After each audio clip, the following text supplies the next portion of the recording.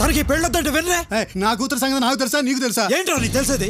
లోపల గదిలో నీ కూతురు చచ్చిపోతుంటే బయట మండపం దగ్గర వచ్చే వాళ్ళు పలకరిస్తున్నావు. ఏం తెలుసు నీకు? పరుగు పోతే మళ్ళీ వస్తుంది, కానీ నీ కూతురు పోతే రాదు, గ్యారంటీగా రాదు. అయినా వాడికి ఏం తక్కువని? నెలకు 5,000 జీతం, నీ కూతురు అంటే ప్రాణం. చూడు ఎలా ఏడుస్తున్నాడు.